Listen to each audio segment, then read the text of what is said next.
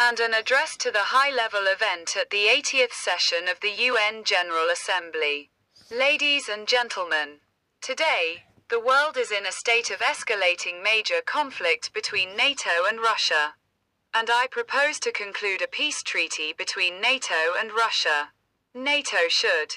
It is obliged to conclude a treaty of peace and security with Russia. Otherwise things on the European continent will go very badly. And history shows that the Russian Empire was built on the principles of a sole state. But it is better not to talk about how the Russian Empire developed, and perhaps Russia will build an empire. And why not? And there are countries and regions, such as England, France, Germany, Italy, Iran, Turkey, that can also build their so-called empires. But nothing good will come of it. And it will be very bad.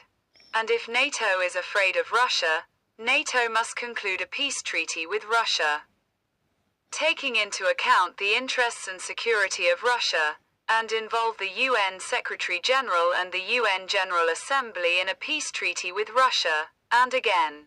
If NATO is very afraid of Russia, NATO must include in the peace treaty a group of UN border guards to protect the border of the European continent and a peace treaty with Russia.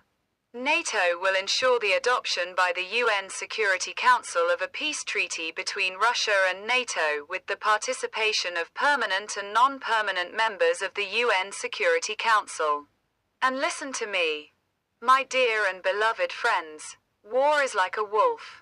No matter how much you feed a wolf, it still looks to the forest. And my dear and beloved friends, and I wish us all God's peace and God's love in our souls. And I also want to say that Europe is seeking peace in relation to Russia, just as some are seeking God. But God is one, and He does not need to be sought. He is near us, and as never before, and peace is here. And peace is near. And oh God, people, please stop for God's sake.